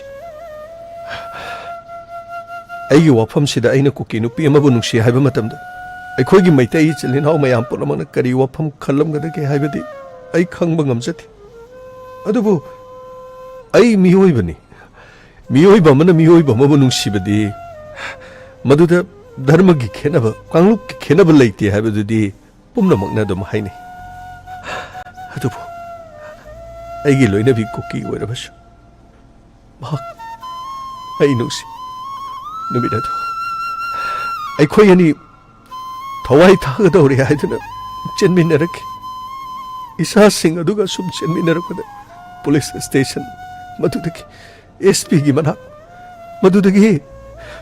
ꯑꯥꯔꯃꯤꯒꯤ ꯀꯦꯝꯞꯗ ꯑꯩꯈꯣꯏ ꯋꯥꯅ ꯃꯐꯝ ꯑꯗꯨꯗ ꯂꯩꯔꯛꯈꯤꯕꯅꯤ ꯑꯩꯅ ꯋꯥꯔꯤ ꯑꯣꯏꯅ ꯂꯤꯕꯗ ꯑꯦꯁꯄꯤꯒꯤ ꯃꯅꯥꯛꯇꯒꯤꯅ ꯑꯥꯔꯃꯤꯒꯤ ꯃꯐꯝ ꯑꯗꯨ ꯐꯥꯎꯕ ꯂꯥꯛꯄꯗ ꯑꯋꯥꯕꯅꯤ ꯑꯥꯔꯃꯤꯒꯤ ꯀꯦꯝꯞ ꯑꯗꯨꯗꯒꯤ ꯑꯃꯨꯛ ꯑꯩ ꯏꯝꯐꯥꯜ ꯂꯣꯝꯗ ꯌꯧꯔꯛꯈꯤꯕꯁꯦ ꯃꯁꯤꯁꯨ ꯑꯩꯅ ꯂꯥꯛꯈ꯭ꯔꯦ ꯌꯧꯔꯛꯈ꯭ꯔꯦ ꯍꯥꯏꯕꯒꯤ ꯋꯥꯅꯤ ꯅꯨꯃꯤꯠ ꯅꯤꯅꯤ ꯍꯨꯝꯅꯤ ꯆꯥꯕ ꯊꯛꯄꯗꯒꯤ ꯍꯧꯔꯒ ꯅꯤꯡ ꯊꯨꯡꯗꯕ ꯉꯥꯛꯇꯅꯤ ꯊꯋꯥꯏꯇꯪ ꯍꯤꯡꯂꯕꯗꯤ ꯍꯥꯏꯗꯨꯅ ꯊꯋꯥꯏꯗꯒꯤ ꯍꯦꯟꯕ ꯀꯔꯤꯁꯨ ꯂꯩꯇꯦ ꯈꯟꯅ ꯂꯥꯛꯈꯤ ꯑꯗꯨꯕꯨ ꯑꯩꯈꯣꯏ ꯏꯝꯐꯥꯜꯗ ꯃꯩꯇꯩ ꯅꯨꯄꯥꯁꯤꯡꯅ ꯂꯧꯕ ꯀꯨꯀꯤ ꯅꯨꯄꯤꯁꯤꯡ ꯂꯣꯏꯅꯃꯛ ꯍꯥꯠꯄ ꯇꯨꯞꯄ ꯇꯧꯗꯨꯅ ꯃꯐꯝ ꯑꯗꯨꯗ ꯂꯩꯕ ꯌꯥꯔꯣꯏ ꯍꯥꯏꯗꯨꯅ ꯇꯥꯟꯊꯣꯛꯄꯤꯔꯦ ꯍꯥꯏꯅ ꯅꯤꯝꯕꯨ ꯑꯩꯈꯣꯏ ꯃꯐꯝ ꯑꯗꯨꯗ ꯂꯩꯔꯤꯉꯩꯗ ꯇꯥꯟꯅꯈꯤ ꯃꯗꯨꯗꯒꯤ ꯑꯩꯅ ꯁꯤꯝꯄꯨꯏꯗ ꯋꯥꯐꯝ ꯑꯗꯨ ꯇꯣꯉꯥꯟꯅꯤ ꯍꯥꯏꯗꯨꯅ ꯑꯩꯅ ꯍꯥꯏꯕ ꯉꯝꯈꯤꯗꯦ ꯃꯁꯤꯒꯤ ꯃꯈꯥ ꯇꯥꯔꯛꯄꯗ ꯑꯩꯅ ꯃꯥꯒꯤ ꯄꯨꯟꯁꯤꯕꯨꯁꯨ ꯀꯔꯤꯒꯨꯝꯕ ꯃꯤꯅ ꯍꯥꯏꯅꯔꯤꯕ ꯋꯥꯐꯝꯗꯣ ꯑꯆꯨꯝꯕ ꯑꯣꯏꯔꯝꯂꯕꯗꯤ ꯈꯟꯗꯨꯅ ꯁꯤꯝꯄꯨꯏ ꯄꯥꯎꯁꯦ ꯌꯥꯝ ꯅꯨꯡꯉꯥꯏꯇ꯭ꯔꯦ ꯏꯝꯐꯥꯜꯗ ꯃꯩꯇꯩ ꯅꯨꯄꯥꯁꯤꯡꯅ ꯀꯨꯀꯤ ꯅꯨꯄꯤꯁꯤꯡ ꯍꯥꯠꯂꯦ ꯍꯥꯏ ꯑꯩ ꯅꯪꯕꯨꯗꯤ ꯌꯥꯝꯅ ꯅꯨꯡꯁꯤ ꯅꯪ ꯃꯐꯝ ꯑꯁꯤꯗꯒꯤ ꯃꯌꯥꯝ ꯏꯔꯥꯡ ꯍꯧꯔꯤꯕ ꯁꯣꯝ ꯁꯥꯏꯗ ꯅꯪ ꯆꯠꯂꯒꯦꯔꯥ ꯗꯗꯥꯅ ꯍꯥꯏꯕꯗꯨ ꯀꯔꯤꯔꯥ ꯑꯩꯕꯨ ꯗꯗꯥꯒꯤ ꯂꯝꯗ ꯄꯨꯅꯤꯡꯗꯕ꯭ꯔꯥ ꯁꯤꯝꯄꯨꯏ ꯑꯩꯅ ꯅꯪꯕꯨ ꯄꯨꯅꯤꯡꯗꯕ ꯅꯠꯇꯦ ꯃꯌꯥꯝ ꯄꯨꯝꯅꯃꯛ ꯉꯥꯡꯅꯔꯤꯁꯤꯗꯤ ꯃꯐꯝ ꯑꯁꯤꯗ ꯁꯣꯛꯅꯔꯤꯕ ꯂꯥꯜꯁꯤ ꯃꯩꯇꯩꯒ ꯀꯨꯀꯤꯒꯅꯤ ꯅꯪꯕꯨ ꯃꯐꯝ ꯑꯗꯨꯗ ꯍꯥꯠꯄꯤꯈꯤꯕ ꯇꯥꯔꯕꯗꯤ ꯑꯩ ꯀꯔꯝꯅ ꯂꯩꯌꯣ ꯍꯥꯏꯕꯅꯣ ꯍꯥꯏꯌꯣ ꯑꯩ ꯀꯔꯝꯅ ꯂꯩꯌꯣ ꯍꯥꯏꯕꯅꯣ ꯑꯉꯥꯡꯁꯤꯡ ꯑꯁꯤ ꯑꯩꯅ ꯄꯨꯈꯣ ꯍꯥꯏꯕ꯭ꯔꯥ ꯅꯪꯅ ꯄꯨꯒꯦ ꯍꯥꯏꯕ꯭ꯔꯥ ꯑꯗꯨꯒ ꯇꯪꯈꯥꯏ ꯇꯪꯈꯥꯏ ꯄꯨꯅꯁꯦ ꯍꯥꯏꯕ꯭ꯔꯥ ꯂꯦꯝꯍꯧꯔꯤꯕ ꯄꯨꯟꯁꯤꯁꯤꯡꯗ ꯑꯩꯅ ꯅꯪꯕꯨꯁꯨ ꯅꯤꯡꯁꯤꯡꯕ ꯌꯥꯅꯕ ꯑꯩꯅ ꯈꯔ ꯄꯨꯔꯒ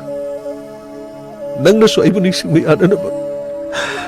ꯅꯪꯅ ꯑꯃ ꯂꯧꯍꯧꯔꯒ ꯃꯐꯝ ꯑꯁꯤꯗ ꯅꯨꯡꯉꯥꯏꯅ ꯂꯩꯍꯧꯔ ꯁꯤꯝꯄꯣꯏ ꯑꯩ ꯅꯪꯕꯨ ꯄꯨꯅꯤꯡꯗꯕ ꯅꯠꯇꯦ ꯊꯥꯖꯗ꯭ꯔꯒ ꯃꯌꯥꯝꯗ ꯍꯪꯉꯣ ꯁꯤꯗ ꯉꯥꯡꯅꯔꯤꯕꯁꯤ ꯍꯪꯉꯣ ꯃꯐꯝ ꯑꯗꯨꯗ ꯌꯧꯔꯒ ꯅꯪꯕꯨ ꯊꯋꯥꯏ ꯊꯥꯒꯗꯕ ꯑꯣꯏꯔꯕꯗꯤ ꯁꯤꯝꯄꯣꯏ ꯗꯗꯥ ꯑꯩꯗꯤ ꯅꯪꯒꯤ ꯅꯇꯨꯡ ꯏꯜꯂꯁꯨ ꯁꯤꯔꯁꯨ ꯀꯔꯤꯁꯨ ꯀꯥꯏꯗꯦꯗ ꯑꯗꯨꯕꯨ ꯗꯗꯥꯅ ꯌꯥꯗ꯭ꯔꯗꯤ ꯑꯩꯗꯤ ꯂꯩꯍꯧꯕ ꯇꯥꯔꯦ ꯗꯗꯥ ꯏꯔꯥꯡꯁꯤ ꯂꯣꯏꯔꯒ ꯗꯗꯥꯒ ꯑꯃꯨꯛ ꯏꯆꯥꯁꯤꯡ ꯑꯃꯨꯛ ꯊꯦꯡꯅꯈꯤꯁꯦ ꯗꯗꯥ ꯑꯩꯗꯤ ꯗꯗꯥꯕꯨ ꯅꯨꯡꯁꯤꯕꯅꯤꯅ ꯗꯗꯥꯒꯤ ꯃꯇꯨꯡ ꯏꯟꯗꯨꯅ ꯂꯩꯕꯅꯤ ꯗꯗꯥ ꯍꯌꯦꯡ ꯂꯥꯟꯁꯤ ꯂꯣꯏꯔꯒ ꯁꯤꯝꯄꯨꯏꯕꯨꯗꯤ ꯀꯥꯎꯕꯤꯒꯅꯣ ꯑꯩ ꯃꯐꯝ ꯑꯁꯤꯗ ꯄꯩꯁꯥ ꯌꯥꯝꯅ ꯇꯥꯜꯂꯝꯈꯤ ꯑꯩꯈꯣꯏ ꯃꯐꯝ ꯑꯁꯤꯗ ꯂꯩꯕ ꯌꯥꯔꯣꯏ ꯍꯥꯏꯔꯁꯨ ꯃꯅꯤꯄꯨꯔꯒꯤ ꯃꯄꯥꯟꯗ ꯑꯩꯈꯣꯏ ꯄꯨꯟꯅ ꯂꯩꯕꯗꯤ ꯌꯥꯔꯣꯏꯗ꯭ꯔꯥ ꯁꯤꯝꯄꯨꯏ ꯌꯥꯒꯅꯤ ꯑꯩꯈꯣꯏ ꯃꯗꯨꯒꯤ ꯃꯇꯝꯁꯨ ꯂꯥꯛꯈꯤꯅꯤ ꯃꯅꯤꯄꯨꯔꯒꯤ ꯃꯄꯥꯟꯗ ꯑꯩꯈꯣই ꯃꯐꯝ ꯑꯃꯗ ꯊꯦꯡꯅꯔꯒ ꯑꯩꯈꯣꯏ ꯄꯨꯟꯅ ꯂꯩꯃꯤꯟꯅꯕꯁꯨ ꯌꯥꯏ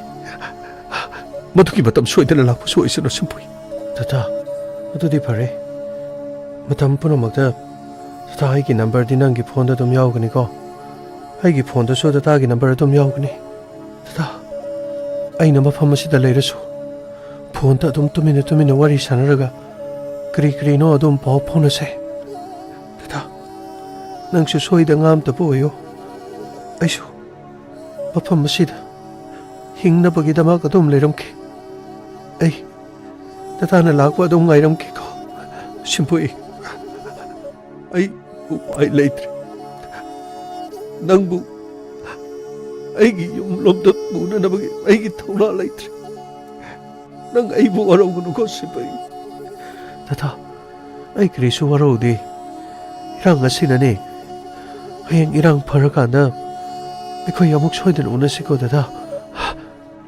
ꯑꯗꯨꯗꯤ ꯗꯗꯥ ꯐꯣꯟꯗ ꯑꯃꯨꯛ ꯄꯥꯎ ꯐꯥꯎꯅꯁꯤꯀꯣ ꯑꯁꯨꯝꯅ ꯁꯥꯔ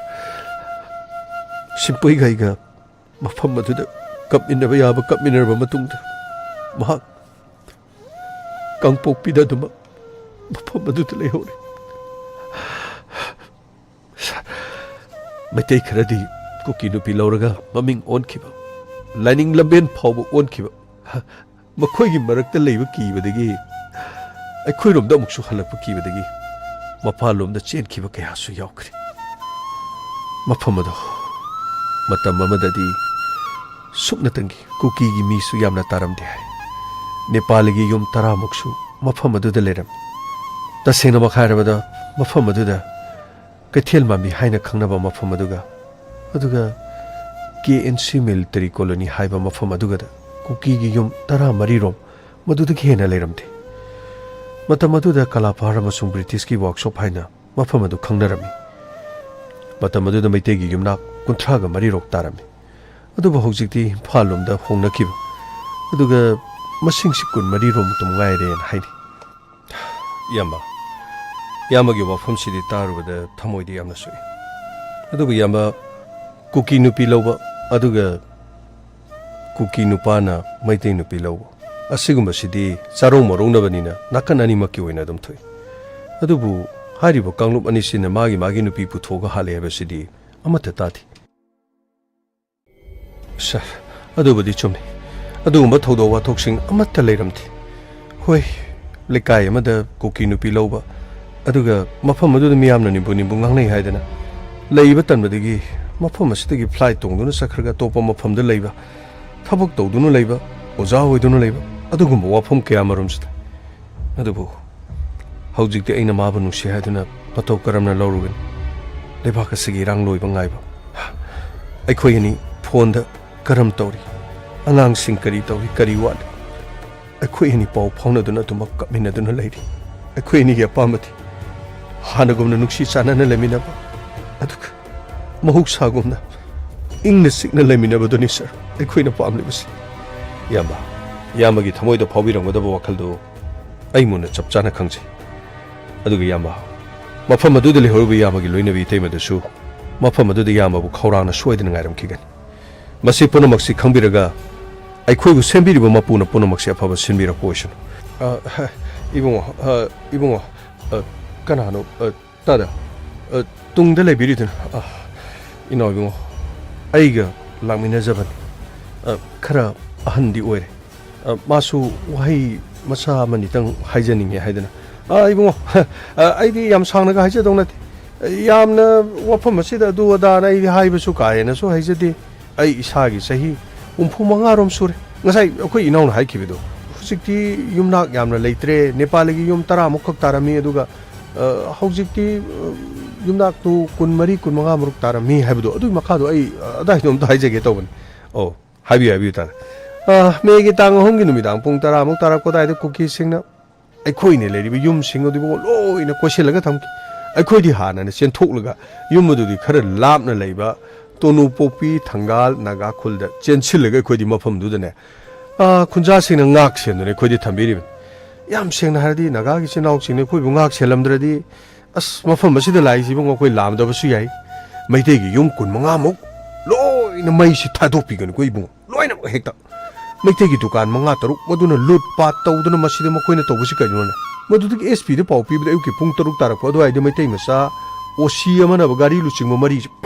ꯍꯦꯛꯇ ꯊꯧꯖꯜꯂꯛꯄꯅꯤ꯫ ꯃꯗꯨꯒꯤ ꯀꯥꯡꯄꯣꯛꯄꯤ ꯖꯒꯥꯁꯤꯗ AR ꯀꯦꯝꯗ ꯍꯦꯛꯇ ꯑꯩꯈꯣꯏꯁꯤ ꯊꯤꯟꯕꯤꯕꯅꯤꯀꯣ꯫ ꯃꯩꯇꯩꯒꯤ OCꯗꯨꯒ ꯂꯩꯔꯝꯗ꯭ꯔꯗꯤ ꯑꯗꯨꯁꯨꯕ ꯃꯊꯪꯅꯤꯀꯣ ꯍꯟꯗꯛꯀꯤ ꯃꯇꯥꯡꯁꯤꯗꯤ ꯂꯣꯏꯅ ꯗꯥꯏꯇꯁꯤ ꯂꯣꯏꯅ ꯆꯥꯎꯋꯤ ꯍꯥꯏꯕ ꯇꯥꯏ꯫ ꯄꯨꯂꯤꯁ ꯐꯠꯇꯦ ꯀꯥꯏꯅ ꯍꯥꯏꯕꯁꯤ ꯏꯕꯨꯡꯉꯣ ꯑꯩꯈꯣꯏꯗꯤ ꯀꯌꯥꯁꯨ ꯌꯥꯖꯅꯤꯡꯗꯦ꯫ ꯐꯠꯇꯕ ꯃꯐꯝꯗꯁꯨ ꯇꯧꯕ ꯌꯥꯎꯏꯀꯣ꯫ ꯃꯗꯨ ꯍꯟꯗꯛꯀꯤꯒ ꯑꯉꯥꯡꯁꯤꯡꯒꯤ ꯃꯀ꯭ꯔꯥꯡꯗꯒ ꯂꯪꯁꯟꯗꯅ ꯈꯣꯠꯇꯅ ꯇꯥꯟꯅꯗꯅ ꯃꯗ ꯑꯇꯇꯥꯏ ꯑꯣꯏꯅꯒ ꯃꯗꯩꯗ ꯀꯥꯞꯄ ꯐꯪꯖꯗꯕꯗꯧꯅꯒ ꯅꯣꯡꯃꯩ ꯀꯥꯞꯂꯤꯕ ꯈꯣꯠꯂꯤꯕꯁꯤꯡꯗꯨꯗꯤ ꯃꯣꯏ ꯈꯔꯒꯤ ꯋꯥꯅꯤ꯫ ꯁꯣꯝꯗ ꯈꯨꯟ ꯉꯥꯛꯃꯤꯟꯅꯕꯗ ꯄꯨꯟꯅ ꯉꯥꯛꯃꯤꯟꯅꯕꯒꯤ ꯋꯥꯔꯤ ꯃꯌꯥꯝꯁꯨ ꯑꯩꯈꯣꯏ ꯇꯥꯔꯦꯗꯅꯀꯣ꯫ ꯑꯗꯩ ꯏꯕꯨꯡꯉꯣꯅ ꯁꯤ ꯄꯨꯂꯤꯁ ꯑꯃ ꯑꯣꯏꯔ ꯁꯤ ꯂꯥꯛꯇꯅ ꯁꯤ ꯇꯧꯔꯤꯁꯤꯁꯨ ꯁꯤ ꯄꯨꯂꯤꯁ ꯃꯌꯥꯝꯅ ꯇꯧꯅꯗꯕ ꯊꯕꯛ ꯑꯃꯅꯦꯕ꯫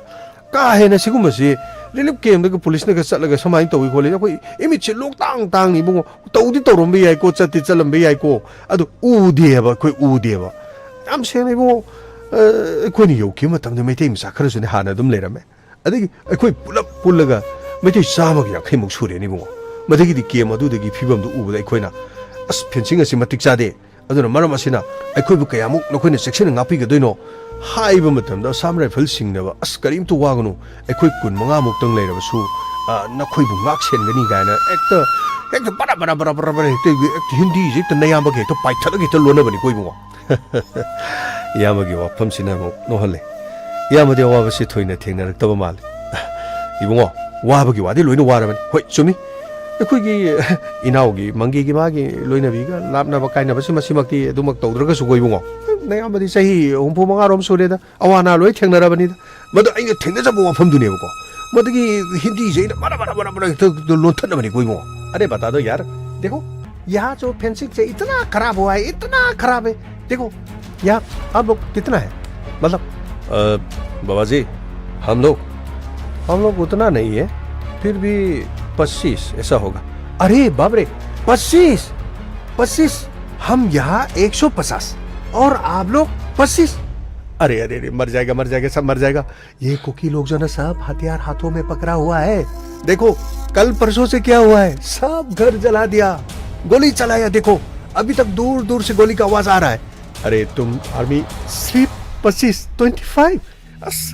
कैसे हम लोग को बचाएगा? बता, हाँ बताओ तुम लोग कैसे हम लोग को बचाएगा? बाबा जी हम 25 है फिर भी हम 2000 से कम नहीं है। मतलब क्या?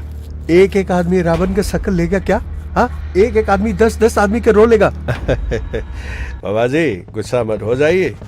यहाँ कुकी लोग हमको कुछ तंग नहीं कर सकता, कुछ परेशानी कर नहीं सकता। हाँ फिलहाल यहाँ फेंसिंग का खराब है, फिर भी मत घबराइए। हम 25 है लेकिन कुकी लोग हमारे ऊपर में कोई गोली नहीं चलाएगा, हमको विश्वास कीजिए। करीबों मारा कुकी सिंह में कोई दिन मोई का पोई 시다니 뭐이네 마시다니 짱짱드나 까리 떠로 뭐 야나리 그럴 까이노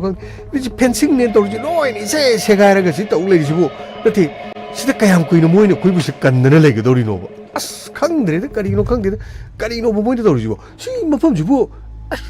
니 팥짱나가 마시다 뭐 똥땅똥똥 가버 까리노 똥도리지고 뭐이 꿀뭐 각드네 꾸이부 막 센게네 나리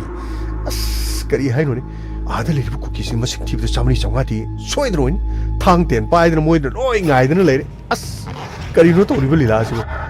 뭐코기 에아리 오피서가네 와리 사나다 소야야로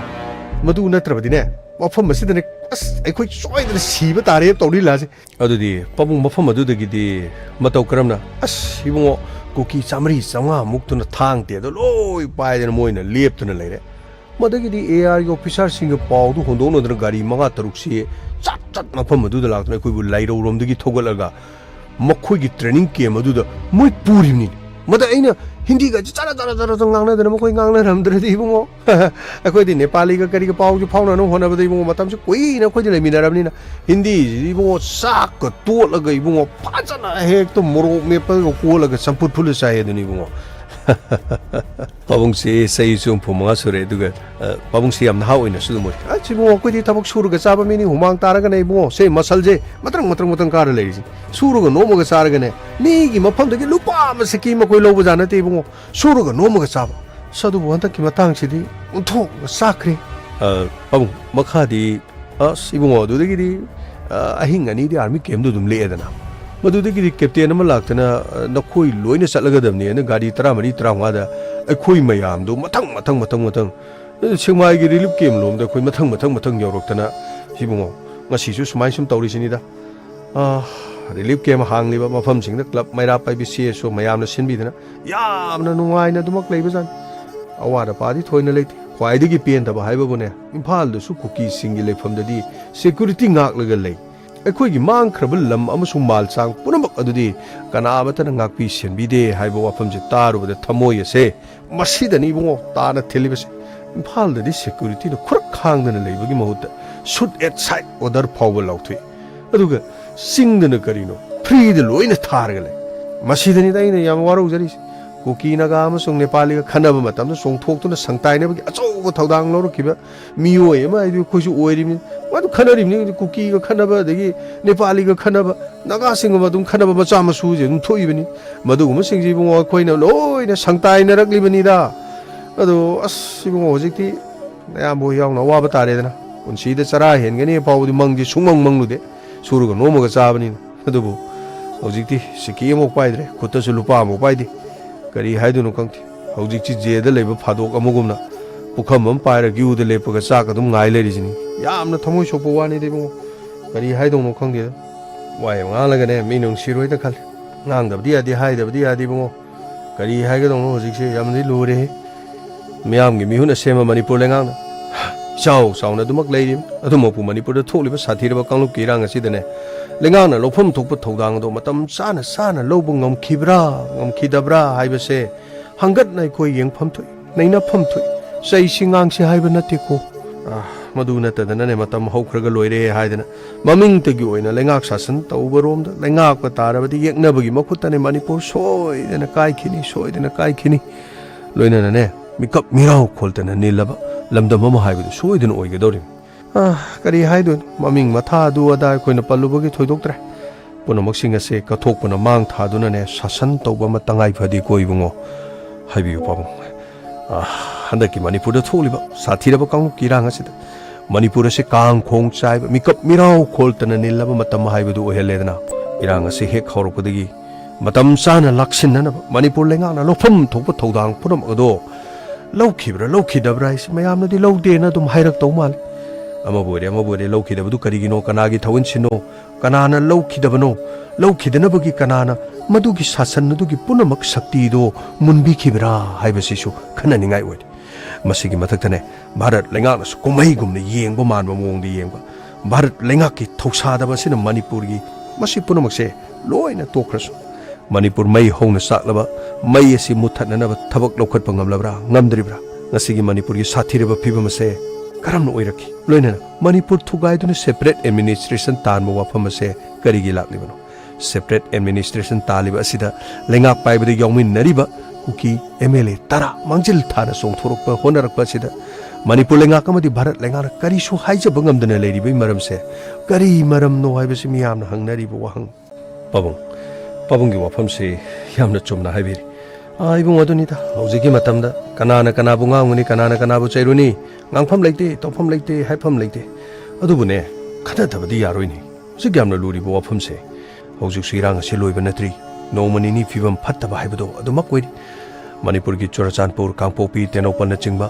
ꯑꯁꯤꯒꯨꯝꯕ ꯗꯤꯁꯇ꯭ꯔꯤꯛꯁꯤꯡꯗ ꯀꯨꯀꯤꯁꯤꯡꯅ ꯃꯈꯣꯏꯒꯤ ꯑꯣꯏꯕ ꯑꯦꯗꯃꯤꯅꯤꯁꯇ꯭ꯔꯦꯁꯟ ꯑꯃꯒꯤ ꯃꯈꯥꯗ ꯂꯩꯉꯥꯛ ꯁꯥꯁꯟ ꯇꯧꯕ ꯄꯥꯝꯕꯒꯤ ꯃꯪꯂꯥꯟ ꯑꯁꯦ ꯃꯪꯐꯥꯎꯅꯕꯒ ꯆꯞ ꯃꯥꯟꯅꯔꯦ ꯃꯔꯝꯗꯤ ꯍꯧꯖꯤꯛ ꯀꯔꯤ ꯑꯣꯏꯔꯤ ꯗꯤꯁꯇ꯭ꯔꯤꯛ ꯑꯍꯨꯝ ꯑꯁꯤꯗ ꯂꯩꯔꯤꯕ ꯂꯩꯉꯥꯛꯀꯤ ꯑꯣꯏꯕ ꯀꯔꯃꯆꯥꯔꯤ ꯄꯨꯝꯅꯃꯛ ꯃꯊꯧ ꯄꯥꯡꯊꯣꯛꯄ ꯑꯃꯠꯇ ꯉꯝꯗ꯭ꯔꯦꯗꯅ ꯆꯨꯔꯆꯥꯟꯄꯨꯔꯗꯒꯤ ꯂꯝꯀꯥ ꯅꯠꯇ꯭ꯔꯥ ꯃꯃꯤꯡ ꯑꯣꯟꯊꯣꯛꯈ꯭ꯔꯦ ꯍꯥꯏꯕꯤꯌꯨ ꯄꯥꯕꯨꯡ ꯆꯤꯐ ꯃꯤꯅꯤꯁꯇꯔꯕꯨ ꯂꯥꯟꯅ ꯎꯍꯟꯅꯅꯕ ꯄꯣꯁꯇꯔ ꯀꯦꯝꯄꯦꯟ ꯇꯧꯕꯅꯆꯤꯡꯕ ꯀꯌꯥ ꯑꯃꯔꯣꯝ ꯆꯠꯊꯔꯤ ꯇꯁꯦꯡꯅ ꯍꯥꯏꯔꯕꯗ ꯑꯩꯈꯣꯏꯅ ꯄꯦꯟꯗꯕꯒꯤ ꯑꯩꯈꯣꯏꯒꯤ ꯆꯤꯐ ꯃꯤꯅꯤꯁꯇꯔꯗ ꯉꯥꯡꯖꯕꯒꯤ ꯋꯥꯅꯤ ꯑꯩꯈꯣꯏꯒꯤ ꯆꯤꯐ ꯃꯤꯅꯤꯁꯇꯔꯕꯨ ꯃꯈꯣꯏꯅ ꯊꯤꯅ ꯉꯥꯡꯕꯁꯤꯗꯤ ꯏꯕꯨꯡꯉꯣ ꯅꯨꯡꯉꯥꯏꯇꯦ ꯃꯁꯤꯃꯗꯤ ꯊꯃꯣꯏ ꯁꯣꯛꯅ ꯅꯨꯡꯉꯥꯏꯇꯦ ꯑꯔꯥꯟꯕ ꯀꯌꯥ ꯍꯥꯏꯖꯟꯕꯤꯗꯅ ꯇꯧꯁꯟꯕꯤꯕꯁꯤ ꯃꯅꯤꯄꯨꯔꯒꯤ ꯆꯤꯐ ꯃꯤꯅꯤꯁꯇꯔ ꯌꯥꯝꯅ ꯐꯠꯇꯕ ꯃꯤ ꯑꯃꯅꯤ ꯍꯥꯏꯕꯗꯤꯅꯦ ꯂꯥꯏꯅꯁꯨ ꯌꯥꯔꯣꯏ ꯃꯁꯤꯗꯤ ꯃꯥꯅ ꯇꯧꯕ ꯑꯐꯕ ꯊꯕꯛ ꯈꯔ ꯂꯩ ꯃꯗꯨꯒꯤ ꯊꯕꯛꯇꯨꯗꯒꯤ ꯉꯁꯤ ꯑꯐꯕ ꯇꯧꯕꯗꯨ ꯃꯣꯏꯗ ꯁꯣꯛꯄꯗꯨꯗꯒꯤ ꯀꯥꯏꯔꯛꯂꯤꯕꯅꯤ ꯋꯥꯃꯤꯟꯅꯕꯗꯤ ꯑꯩꯈꯣꯏ ꯂꯣꯏ ꯋꯥꯃꯤꯟꯅꯕꯩ ꯋꯥꯅꯤ ꯃꯁꯦ ꯑꯆꯧꯕ ꯑꯃꯅ ꯂꯨꯆꯤꯡꯕ ꯑꯃꯅ ꯇꯧꯒꯗꯕ ꯊꯕꯛ ꯈꯔꯗꯨꯗꯤ ꯃꯇꯤꯛ ꯆꯥꯅ ꯇꯧꯔꯨꯔꯦ ꯃꯗꯨꯕꯨ ꯉꯥꯛꯊꯣꯛꯅꯅꯕ ꯃꯇꯝ ꯍꯟꯒꯗꯕ ꯃꯐꯝꯗ ꯀꯔꯤꯒꯨꯝꯕ ꯈꯔ ꯑꯁꯣꯏꯕ ꯃꯁꯥꯃꯛꯅꯁꯨ ꯑꯗꯨꯝ ꯍꯥꯏꯈꯤꯗꯅ ꯁꯦꯀꯨꯔꯤꯇꯤꯒꯤ ꯂꯥꯞ ꯁꯣꯏꯕ ꯈꯔ ꯂꯩꯈ꯭ꯔꯦ ꯍꯥꯏꯗꯅ ꯄꯨꯝꯅꯃꯛꯁꯤꯡ ꯑꯁꯦ ꯍꯥꯏꯖꯔꯤ ꯑꯗꯨꯕꯨ ꯊꯧꯑꯣꯡꯁꯤꯡ ꯑꯁꯤ ꯆꯠꯊꯔꯛꯄ ꯃꯇꯝꯗ ꯃꯅꯤꯄꯨꯔꯒꯤ ꯂꯩꯉꯥꯛꯅ ꯃꯐꯝ ꯃꯇꯝ ꯆꯥꯅ ꯂꯥꯛꯁꯤꯟꯕ ꯉꯝꯗꯕꯗꯨꯅꯤ ꯀꯨꯀꯤ ꯇꯥꯕ ꯗꯤꯁꯇ꯭ꯔꯤꯛ ꯑꯍꯨꯝ ꯑꯁꯤ ꯃꯅꯤꯄꯨꯔꯗꯒꯤ ꯇꯣꯉꯥꯟꯕ ꯑꯦꯗꯃꯤꯅꯤꯁꯇ꯭ꯔꯦꯁꯟ ꯑꯃꯒꯤ ꯃꯈꯥꯗ ꯂꯩꯕꯒ ꯍꯧꯖꯤꯛ ꯆꯞ ꯃꯥꯟꯅꯔꯤ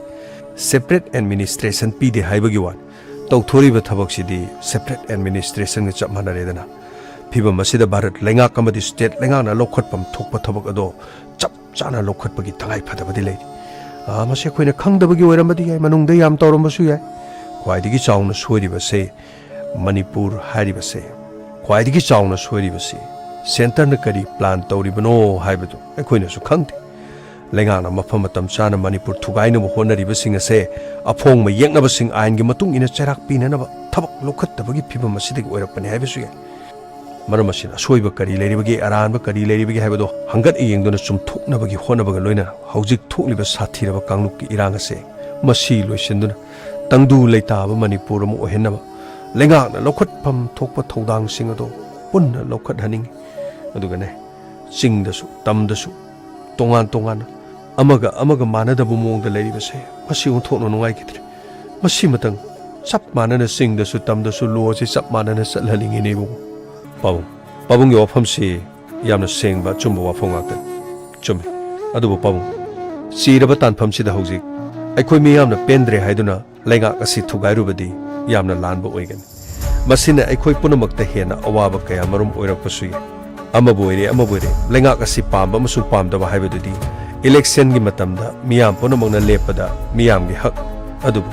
ꯍꯧꯖꯤꯛ ꯂꯨꯔꯕ ꯇꯥꯟꯐꯝ ꯑꯁꯤꯗ ꯑꯩꯈꯣꯏꯅ ꯅꯤꯡꯊꯧ ꯁꯤꯟꯗꯣꯛꯂꯨꯕ ꯍꯥꯏꯕꯁꯤꯗꯤ ꯅꯤꯡꯊꯧ ꯑꯣꯏꯕꯤꯅꯕ ꯂꯩꯇꯕꯅꯤꯅ ꯃꯄꯥꯟꯂꯣꯝꯗꯒꯤ ꯁꯣꯏꯗꯅ ꯑꯣꯏꯈꯤꯕ ꯌꯥꯏ ꯃꯗꯨ ꯑꯣꯏꯈ꯭ꯔꯕꯗꯤ ꯑꯩꯈꯣꯏꯅ ꯏꯁꯥꯒꯤ ꯂꯝꯗꯝ ꯑꯁꯤꯗ ꯑꯩꯈꯣꯏ ꯃꯤꯌꯥꯝ ꯄꯨꯝꯅꯃꯛ ꯑꯁꯦ ꯑꯩꯈꯣꯏ ꯁꯣꯏꯗꯅꯃꯛꯀꯤ ꯂꯥꯟꯐꯝꯗ ꯃꯥꯏꯊꯤꯔꯕ ꯂꯥꯟꯃꯤꯒꯨꯝꯅ ꯁꯣꯏꯗꯅ ꯂꯩꯔꯛꯄ ꯌꯥꯏ ꯏꯕꯨꯡꯉꯣ ꯌꯥꯝꯅ ꯆꯨꯝꯃꯤ ꯋꯥꯐꯝ ꯑꯁꯤ ꯈꯟꯅꯗꯨꯅ ꯃꯥꯏꯀꯩ ꯀꯌꯥꯗ ꯂꯩꯔꯤꯕ ꯏꯃꯥ ꯏꯕꯦꯜꯁꯤꯡ ꯀ꯭ꯂꯕ ꯑꯣꯔꯒꯅꯥꯏꯖꯦꯁꯟꯁꯤꯡ ꯑꯃꯒ ꯄꯨꯟꯁꯤꯟꯅꯧ ꯌꯥꯗꯕꯒꯤ ꯃꯑꯣꯡꯗ ꯑꯃꯒ ꯍꯨꯟꯗꯨꯅ ꯁꯦꯡꯗꯣꯛꯅꯔꯤꯕ ꯉꯥꯡꯅꯔꯤꯕ ꯇꯧꯅꯔꯤꯕꯁꯤꯡ ꯂꯩꯀꯥꯏꯗ ꯅꯨꯡꯁꯤꯅꯗꯕ ꯍꯦꯟꯀꯠꯅꯔꯤꯕꯁꯤꯡ ꯑꯁꯤꯕꯨ ꯊꯨꯞꯆꯜꯂꯒ ꯑꯃꯠꯇ ꯑꯣꯏꯅ ꯄꯨꯟꯁꯤꯟꯅꯗꯨꯅ ꯑꯩꯈꯣꯏ ꯊꯦꯡꯅꯕꯒꯤ ꯃꯇꯝ ꯑꯗꯨ ꯑꯣꯏꯔꯕ꯭ꯔꯥ ꯍꯥꯏꯅ ꯈꯜꯂꯤꯅꯦ ꯏꯕꯨꯡꯉꯣ ꯌꯥꯝꯅ ꯆꯨꯝꯃꯤ ꯄꯥꯕꯨꯡ ꯃꯗꯨꯒꯤ ꯃꯇꯝ ꯑꯗꯨꯗꯤ ꯑꯩꯈꯣꯏ ꯃꯤꯀꯞ ꯊꯣꯛꯀꯗꯕ ꯌꯥꯝꯅ ꯋꯥꯠꯂꯤ ꯍꯧꯖꯤꯛꯁꯨ ꯄꯨꯟꯁꯤꯟꯅꯕ ꯃꯥꯟꯕꯒꯤ ꯋꯥꯅꯤ ꯄꯨꯟꯁꯤꯟꯅꯕ ꯑꯗꯨꯃꯛ ꯋꯥꯠꯂꯤ ꯏꯔꯥꯡ ꯑꯃ ꯊꯣꯛꯄ ꯃꯇꯝꯗ ꯏꯔꯥꯡ ꯑꯗꯨꯗ ꯍꯦꯟꯅ ꯂꯣꯏꯅ ꯂꯨꯞꯁꯤꯟꯈꯤꯗꯨꯅ ꯄꯨꯝꯅꯃꯛ ꯂꯣꯏꯅ ꯀꯥꯎꯊꯣꯛꯄꯗꯧꯅ ꯇꯧꯏ ꯍꯧꯖꯤꯛ ꯑꯩꯈꯣꯏꯅ ꯑꯩꯈꯣꯏꯒꯤ ꯃꯐꯝꯁꯤꯡ ꯅꯤꯡꯊꯤꯅ ꯉꯥꯛ ꯁꯦꯟꯗꯕꯒꯤ ꯌꯥꯗ꯭ꯔꯤ separate administration gum laikriba asi masi punamak aikoi tumini yengduna lebiya punamak sing asi miyam gi ihungna achumba khongthangna aikoi mayona du chumna hona gada masi punamak asi aikoi hona da bataraba isan isagi lengak asibu aikoi ne sogotuna amadi apaba maikai mada puna na hona da bataraba aikoi lamda masida maithiba lami amugumna achumani bogo maithiba lami amugumna mafam masida legedoribani yamna nungari pam ngasigi tonga besingna wafung kaya marum pokati adudi makha tarakpasi kana kari habikini angang sing mafam adudi geli ba posse sing adu sunarbra sir loina sunare sir angang sing jo koina porokpa biscuit na sing base loina sare sir sir yamna nungai badi sir mafam masi ngarang ta angang una ba masu yaro me sir kari habiga moi mane sir Inspector Tayai, Tayai, Tayai, Lovely love.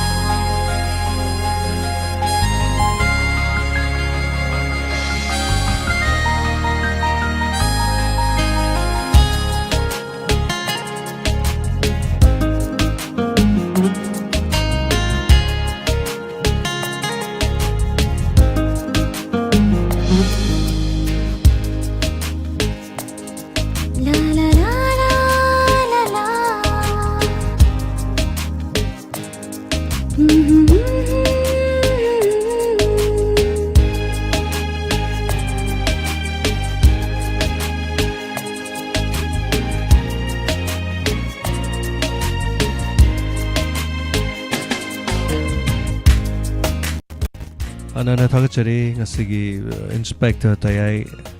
anawa tangkakta relief camp taret suwa tangkak ngasigi tangkak sitabiraga kari fawbi adomna comment amamamdi comment section da thambiramsi adomna comment thambiriba makai mina tabagi chang heli daga comment section da comment kharka thambiu haiwa from sinoloksek thagachari Kumarjit Thank you so much. Me, I'm going to be jamming for my guys. Me, like, I'm going to like go net and net. I'm going to be jamming for guys. TV channel, give my mom the video sing. So, and the thagachari. Sarang team, guitar thagachari. Wari kuli sing on thon on way. Tapile. Thank you. I'm Bimala Devi relief camp taret chuba. I'm the Fazay. I'm the Nusi thagachari sir. Tapile. Same going after near the Tabisi. The support of you Salata Manohar Mayom, Sir Yamnon Huayzay, Kang the Bakasu, Kangan Bidesers. What is this Sagat? Budinati, why I not dramatize Pudi Sagat, and what did you sing money? Thank you so much, Sagat Sir Madam Bemola, the Ewari Relief Camp, 7 Fazay, Tapire. Mutum Imocha, Tau Tagachari, Tau Kang Pupidi Chelak Pa Amana, leave it da, Tapikiva, okay. Pido ngasi shunaw na amuk pita kiba kangaw de wari sing sitaraga tagacharita mo cha sang nai na phajana tabi bagi Inspector Tayai hau na sum taba da ko sound sum taba yumthang na rim sawe wari du ning singe thank you so much tagachari tau wari bu ngsibiba Inspector Tayai wari bu munna tabi ba thank you so much tau Victoria Tom Thakachari, Relief Camp Tarechuba, very nice story tapile. Thank you, Rani Bulalik Sangtep. Bimola Lema Thakachari, Wari Samnushi Tapile, Motom Promilla, thank you so much. Thakachari. Inspector Test Story, Relief Camp 7 Way Tapile. Premsan Wangzam Thakachari, a sisu comment, Motom Pibiba, comment among Pibi Sunwizing, a sea episode to Relief Camp Tarechu, Tabada Dunway. The was saying Bawadi Oibana Tabad Tamoise, Fatabangam looked up Tang Sutum Yawe, Tagacheri Tapiri. So many no I Tabadum Habitai, the same amount of Kimi do them, some the Lehorini, my Luna video come up with them Lehorini, a saying when it's to real, a saying when I tell Arunea Kojam Tagacheri, Sir really camp series saninga laitana nungaijai aikoina ujarubadagi sarna tambibani hena nungsiba phawina tapire. Thank you so much. Thagachari aduga gita sarang tem thagachari da james ngasi wari yamna fajai yamna sunungsi awaba marakta wari khulido yam nungai hena tapire. Yes aina wari do kitang amuk thaidok pani da handugi wari do sum mai ko haido anu onthok pani sum kapak ka samli nungai tena ada sing mani magi du so mai no awabam te yauda ba haibu tare du thengnari ba punamak ta mana hairi ba roi bagi point sing du de sing madi yau na te duna punamak sing du koina mok hapchan bane hai tare. Thank you Thomas Thagachari Gita Sarang team mayam punamak Thagachari yamna sangna comment pajadre pibirakli ba lakpiri mayam punamak hanna na Thagachari aduga hayeng gi tangkak ta relief camp Nipan suba tangkak na pujarake ngasi gi wari so dum kitang tongan ba damaina hayeng su khara manada basing adum khangacharake duga mayam tamina se support to biu media yam jamdre nongala pa ganda mi lising ama ni ga yengam basiti pungning ham nungsi hai tai adabu kari upai le thoidokpa so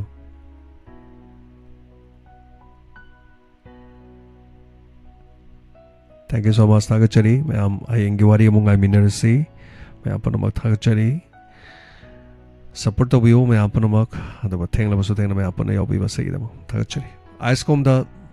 mijeng tabiri basangidam ta di makha ta English movie mathang mathang thamjari YouTube to sandok sabagi di matang asida loisinjari aduga hayeng ayuk pung mapan tarap ko matam da icecom da yang biri ba mayam singidi amuk hana inspector Tayai repeat amuk laksa khigani so mayam panamak Thagachari hana apun mana pangane haiba koi ulase chumane so mayam mang dana nungai na tumbiyo kurum jari